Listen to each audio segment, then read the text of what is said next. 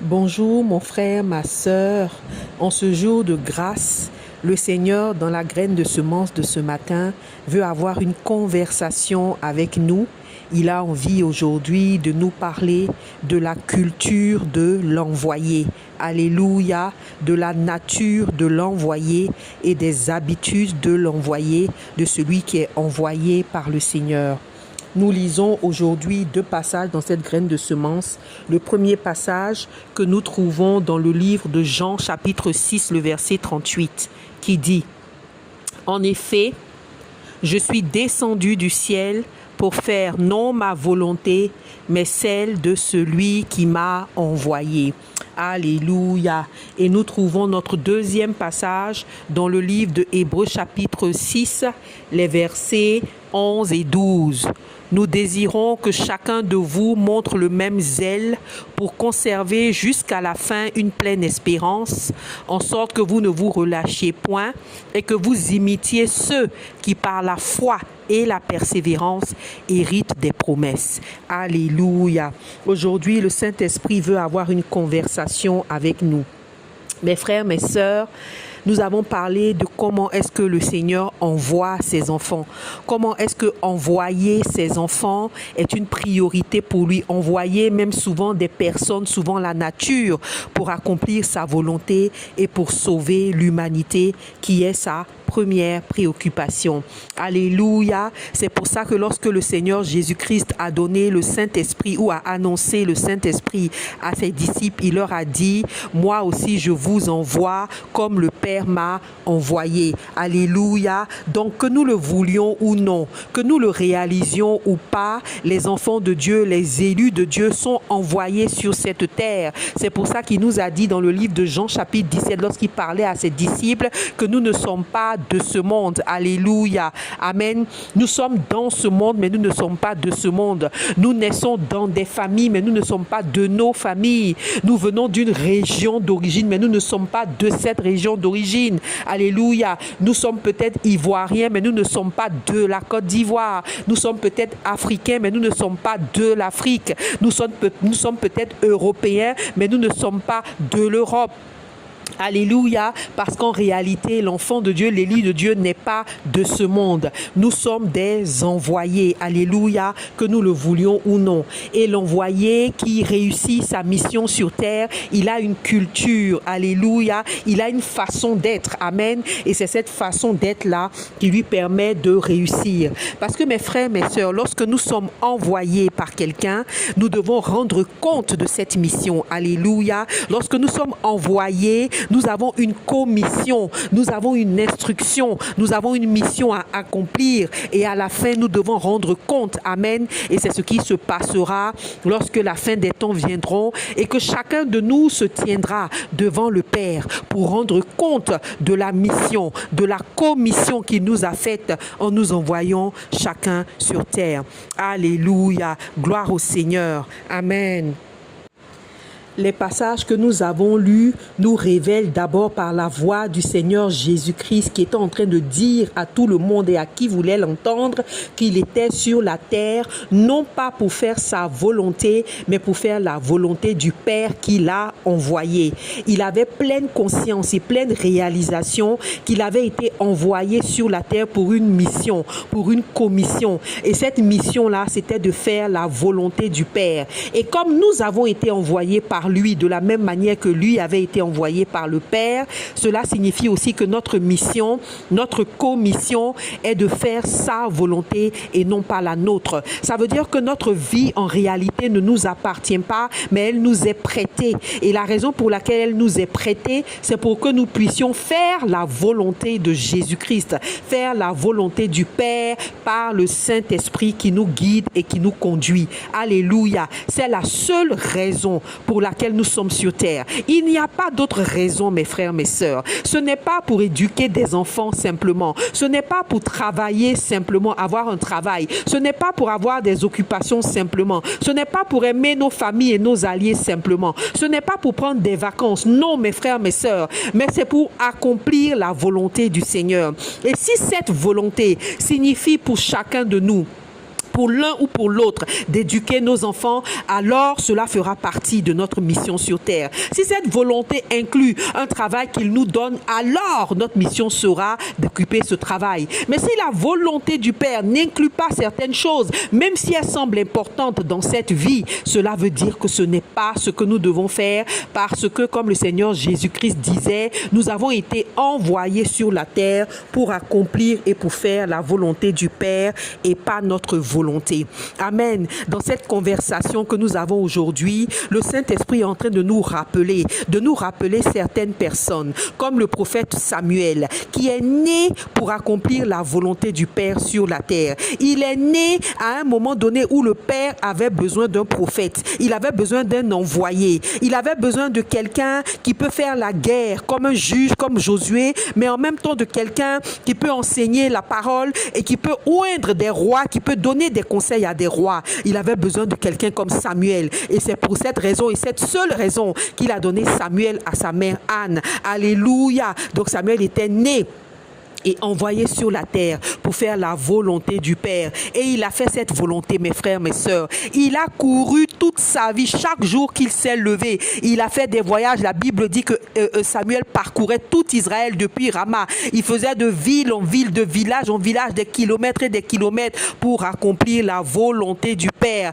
celle que Dieu lui avait donnée, de montrer au peuple comment on adore Dieu, de susciter des rois, de les oindre, de les conseiller dans la voie du Seigneur. Et toute la vie de Samuel jusqu'à sa vieillesse, il a couru, il ne s'est donné aucun relâche. Amen. C'est pourquoi ce que ce passage de Hébreux là nous dit que nous devons travailler sans relâche, avec persévérance et avec foi, comme ceux qui nous ont précédés, sans nous arrêter, mes frères, mes sœurs, sans faire de pause, sans relâche, afin de recevoir la récompense qui nous attend dans les cieux. Alléluia. Avant que le Seigneur ne me révèle l'importance de la mission, l'importance de ce pourquoi il nous a envoyés sur terre, avant ces moments d'épreuve où il m'a appris à véritablement le connaître et à savoir la vie qu'il nous donne sur terre, mes frères, mes sœurs, je pensais que je vivais pour éduquer mes enfants. Je pensais que je vivais pour faire du bien aux gens, pour ma famille. Mais j'ai compris, mes frères, mes sœurs, que ce n'est pas ce à quoi Dieu m'appelle. Et lorsqu'un jour, le Saint-Esprit m'a demandé, qu'est-ce que tu veux le plus dans ta vie? J'ai répondu, Père, lorsque je meurs, quand j'arrive dans les cieux, je veux que tu m'accueilles les bras ouverts. Je veux que tu sois fier de moi. Je veux que tu me donnes une couronne. Je veux que, tu me donnes une récompense, que tu sois tellement content de ce que tu m'as envoyé à faire, de ce que j'ai réussi, que tu me bénisses abondamment et que tu me récompenses et que je sois assise quelque part, pas loin de toi dans les cieux. Alléluia. Même si cela me demande de mourir, même si cela me demande de m'épuiser jusqu'à la mort, même si cela me demande d'être sacrifié, je veux le faire. Seigneur, donne-moi la force, parce qu'aujourd'hui dans mon cœur il n'y a que ça, et c'est la grâce de Dieu. Alléluia, mes frères, mes sœurs, parce que souvent dans l'épreuve, le Seigneur nous montre véritablement qui il est, et qu'il est en fait celui qui nous envoie sur la terre pour une mission, mes frères, mes sœurs. Alors Samuel a couru, il a couru à vie pour le Seigneur sans se relâcher. Si vous regardez le roi David a passé sa vie à pouvoir accumuler, trouver un matériel, le mettre de côté parce qu'il voulait construire la maison que Dieu lui avait dit de construire. Il avait été envoyé pour ça, pour conduire un peuple à Dieu, et il l'a fait toute sa vie sans relâche. Mes frères, mes sœurs, Daniel l'a fait. Dieu lui a dit, ne te conforme pas au monde dans lequel je t'ai envoyé. Ne fais pas les choses comme les Babyloniens, mais mets-toi à part. Ne perds pas tes habitudes de prière, d'intimité avec moi, parce que je t'envoie pour pouvoir proclamer ma parole à une nation qui ne me connaît pas, pour pouvoir influencer une nation idolâtre et ses rois à me servir. Et Daniel l'a fait sans relâche. Il ne s'est pas conformé à ce moment-là, à ces temps qu'il vivait. Il n'a pas mangé comme eux. Il n'a pas travaillé comme eux. Il n'a pas eu les mêmes occupations qu'eux. Pendant qu'il faisait ce qu'il voulait, pendant qu'il mangeait ce qu'il voulait, Daniel mangeait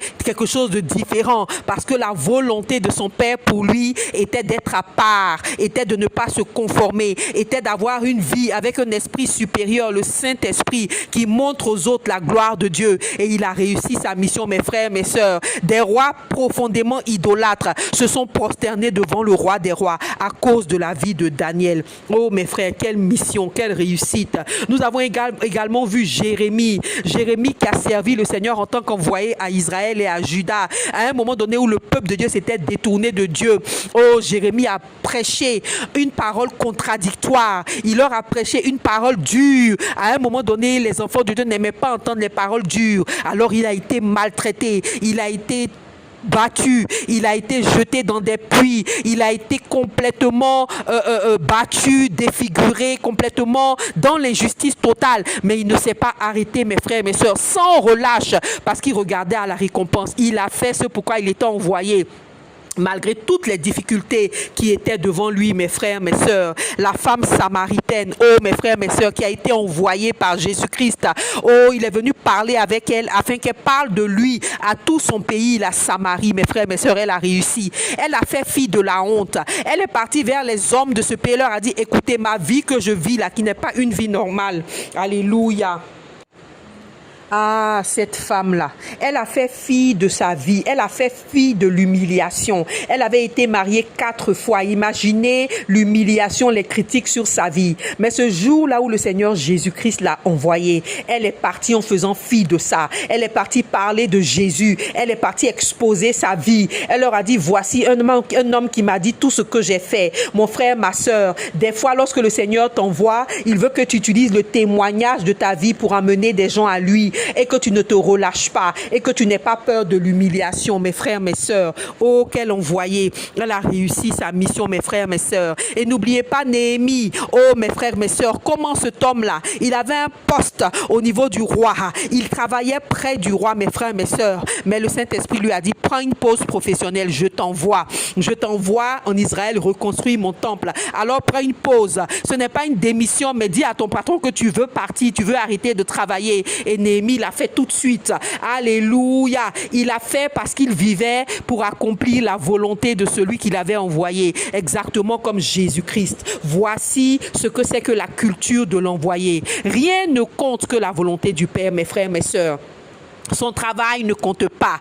Oh non, non, non, non, non. Même sa famille, tout ce qu'il a, ce qui compte d'abord, c'est la volonté du Père. Et toutes les autres choses importantes de sa vie s'inscrivent dans cette volonté. Ça veut dire que c'est la volonté de Dieu qui détermine ce qu'ils font. Amen, amen. Et voici comment ils ont tous marché, oh, envoyés sur la terre. Des gens comme Moïse, le temps nous manquerait de parler de toutes ces personnes qui ont fait fi des choses importantes de la terre. Souvent même, on se demande, est-ce qu'ils avaient une vie? Est-ce qu'ils avaient une vie de famille? Parce que quelquefois la volonté de Dieu dans ta vie va te faire te consacrer tout ton temps à la mission et tu n'auras peut-être pas de temps pour ta famille, mes frères, mes sœurs. Oui, mais c'est la volonté de Dieu qui prédomine. Amen. Mais le Seigneur aussi peut te donner comme volonté ta famille en priorité, les enfants qu'il te donne à éduquer et à mettre dans le service de l'Éternel. Ça aussi, ça peut être une mission, comme beaucoup de femmes, beaucoup d'hommes à qui l'Éternel a donné cette mission-là, d'élever des enfants de destinée, mon frère, ma sœur. Et tu peux avoir plusieurs autres choses, des missions cumulées, des missions combinées, des missions conjuguées à d'autres choses. Tout ça, mais ce qui compte, oh mes frères, mes sœurs, ce que le Saint-Esprit nous dit aujourd'hui, c'est que la volonté de Dieu est celle qui détermine ta vie sur terre. Nous n'avons pas une autre raison de vivre sur terre que de faire plaisir au Seigneur et d'accomplir sa volonté. Mais mes frères, mes sœurs, dans cette conversation que le Saint-Esprit a avec nous, il veut aussi nous rappeler que tous ces héros-là, tous ces envoyés qui avaient la culture de l'envoyé, la culture de l'obéissance, la culture de l'empressement à accomplir la volonté de leur Père, la culture de la persévérance, la culture du sans relâche, tout cela, ils n'étaient pas parfaits. Oui, ils étaient des héros, des envoyés qui ont réussi leur mission, mais ils n'étaient pas parfaits. Ils avaient des limites, mais dans leurs limites, ils ne se sont pas arrêté. Alléluia. Si vous vous souvenez de l'apôtre Pierre, même qu'il a commencé à parler, à fortifier par le Saint-Esprit, il a commencé à prêcher. Le Seigneur lui a donné une vision pour lui montrer que ce n'est pas que les Juifs qui doivent être sauvés. Lorsque le Seigneur lui a montré cette vision des animaux, que lui pensait des animaux défendus, le Seigneur lui a dit, va vers Corneille. Corneille n'était pas un Juif, mais par la suite de son ministère, nous voyons comment l'apôtre Paul même l'a réprimandé, parce qu'à un moment donné, il se cachait et il ne voulait pas que les autres apôtres le voit avec des non-juifs. Donc, il a eu une faiblesse, il a eu des faiblesses, mais il a continué sans relâche à accomplir la volonté de son Père. Alléluia. Mes frères, mes sœurs, nous avons vu comment le roi David a été distrait. À un moment donné, au lieu de continuer le travail, il a voulu prendre une pause pour se reposer. Il a voulu être en vacances de la volonté de Dieu et il est resté chez lui et le diable a utilisé ce moment de vacances qu'il ne devait pas prendre en réalité pour le piéger, pour emmener le péché dans sa vie, pour le faire aller marcher sur son toit et voir une femme qu'il ne devait pas voir. Amen, mes frères, mes sœurs, et le roi David a chuté. Et ça a été une chute vraiment qui lui a coûté beaucoup de choses dans sa vie. Alléluia, amen. Mais mon frère, ma sœur, il n'a pas abandonné. Il s'est relevé, il s'est repenti. Il a attrapé les pieds de son maître. Il a dit, Seigneur, pardonne-moi. Il a repris son bâton d'envoyé et il a commencé à accumuler le matériel pour construire la maison de l'Éternel. Alléluia. Il avait une faiblesse, il avait des limites. Il n'était pas parfait, mais il ne s'est pas relâché dans sa mission. Alléluia. Il a continué à faire ce pourquoi le Seigneur l'avait appelé. Donc, ils avaient des limites. Ils n'étaient pas parfaits. Moïse également, qui est parti épouser une femme étrangère. Il a fait une petite faute, une petite déviation, mais il ne s'est pas relâché dans sa mission. Alléluia. Et le Seigneur a été avec eux. Il leur a tenu la main, mes frères, mes sœurs, pour les accompagner. Sans oublier Salomon. Salomon qui avait la mission de construire le temple. Oh, personne n'a construit le temple comme Salomon, mes frères, mes sœurs. Un temple glorieux. Il a pris 7 ans de sa vie à construire le temple, mes frères, mes sœurs. Un temple à l'image du Père. Mais lorsqu'il a fini de construire le temple, les femmes ont détourné son cœur et il a commencé à marcher contrairement à la volonté de Dieu. Mais à la fin de sa vie, lorsqu'on voit qu'il a écrit l'Ecclésiaste, on se rend compte que quelque part, il s'est rendu compte qu'il a fait une faute. Donc, il ne s'est pas relâché, mes frères, mes sœurs. Il s'est relevé à la fin et il a recommencé à marcher avec son Père. Il n'était pas parfait. Il avait des faiblesses, mais il ne s'est pas relâché et lorsqu'il est tombé, il s'est relevé. Et le temps nous manquerait de parler, par exemple, de Samson, alléluia, qui s'est laissé distraire par les femmes, mais qui s'est relevé à la fin, qui a continué son relâche et a accompli sa mission avec brio en tuant les Philistins qui étaient sa destinée première. Alléluia. Le temps nous manquerait pour parler de Zorobabel, mes frères, mes sœurs, et de Josué, le sacrificateur. À un moment donné, ils ont arrêté de construire la maison du Seigneur au point que le Seigneur les a réprimandés en leur disant, vous habitez dans vos jolies maisons et moi, ma maison est détruite. Mais ils se sont ressaisis après plusieurs années sans construire le temple. Après avoir baissé les bras, ils se sont ressaisis, ils ont demandé pardon au Seigneur et ils ont reconstruit le temple. Alléluia. Et le temps nous manquerait de parler d'Esther, mes frères, mes sœurs, qui au début ne savait même pas qu'elle avait été envoyée. Elle avait complètement oublié, elle avait zappé. Elle ne s'était pas rendu compte qu'elle avait été promue reine, elle avait été couronnée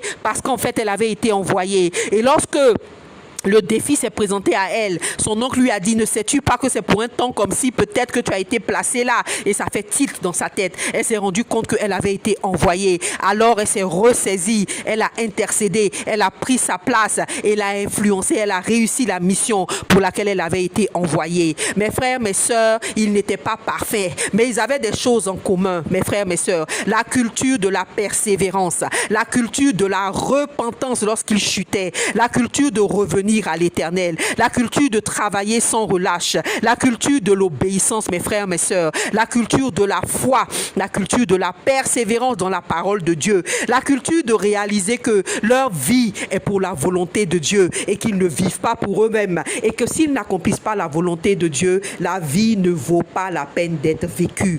Alléluia. S'ils n'accomplissent pas la volonté de Dieu, la vie ne vaut pas la peine d'être vécue, mes frères, mes sœurs. Que cela soit notre slogan de tous les jours. Si nous ne vivons pas pour accomplir la volonté de Dieu, notre vie ne vaut pas la peine d'être vécue, mes frères, mes sœurs. Et le Seigneur Jésus-Christ l'a dit. Il est venu sur terre pour accomplir la volonté de Dieu et pas la sienne. Il a dit que même sa nourriture, c'est de faire la volonté du Père. Mes frères, mes sœurs, c'est la culture de l'envoyé. Il ne mange rien d'autre que la volonté du Père. C'est quand la volonté du Père est faite dans sa vie, quand il obéit à la volonté du Père, quand il est rassasié de la volonté du Père, de l'obéissance, c'est à ce moment-là qu'il mange. Que cela soit notre partage au nom puissant de Jésus-Christ de Nazareth. Amen.